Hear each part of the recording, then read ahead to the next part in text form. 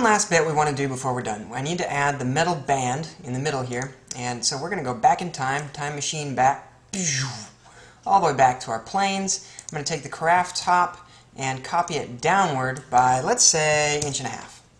And then I'm going to copy that one downward by 0.83 inches, which just so happens to be the thickness of our metal band. Ironic, isn't it? We'll call this the metal band top. And the next one, the metal band bottom.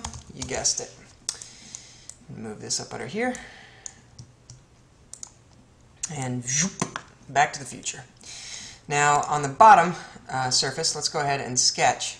We'll create a sketch, and I'm going to use an arc from center point.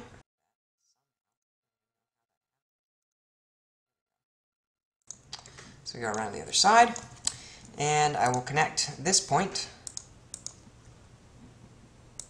with the center plane. Finally, smart dimension on this puppy. And let's make it 1.9 inches. So it's just a little bit bigger than our carafe. In fact, maybe 1.89. Just tighten it up. Just it's right there on the edge. Lastly, we need to add a little thing sticking off the end of it, because the handle is connected via a little flange sticking off the end of this band. So I'm going to add a fillet using the fillet tool, and the fillet tool allows me, I can either click on this and then that edge and it'll put a fillet between, or I can just click this vertex, which is what I'm going to do. And let's give it a 1/4 inch fillet.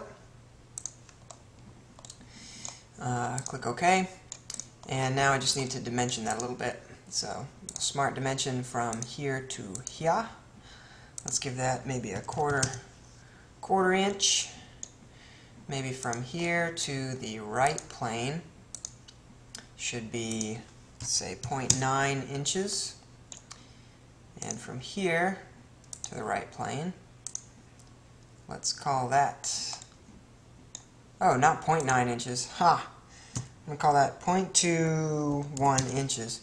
And this was not supposed to be 0.9. Let's make that 0.09 inches. Much better.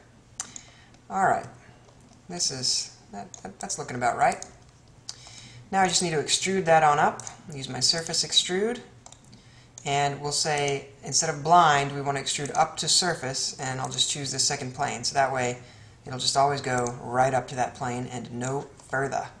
Now I want to cut off, I need a diagonal cut off of this thing, and so let's go ahead and get to our front plane, draw a sketch, and I'm going to use go up here to my view menu and click on this little guy here with the little arrow coming out of it.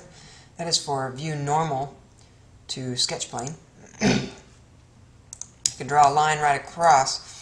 Now to constrain this, I'm actually going to add a couple of points that are coincident to this line and use those to constrain my line, and I'll show you why in a second.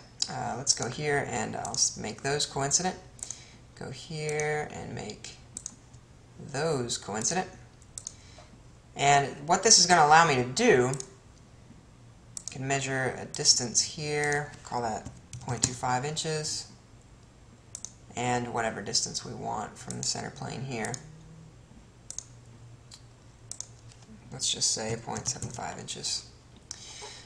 What this allows me to do, having these points here, is I can extend this line out a little bit further. I'm just going to make it, good solid 0.5 inches longer than it needs to be. And the reason for that is because I tried this earlier, and if the line doesn't extend beyond the outside edges of our surface, what I'm about to do next will not work. Let's go to Surfaces, Trim Surface, and for the Trim tool we'll use our sketch, you guessed it, and then I'll just click this little section that I want to get rid of, and boom, we are getting mighty close, mighty close. The one more thing we need to do is extrude a surface on the right plane. Go to normal, and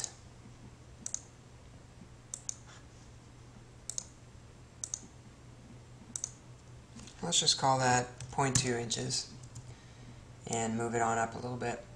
Doesn't really matter much where it is, honestly. That's just that's where the screw is going to be that holds everything together. I'm going to go both directions with this surface just so we got plenty of surface to work with. And I think that pretty much wraps it up for our master model. We may come back here later and add something, but for the moment I think that should be enough to move on. So let's go ahead and go back to our main assembly.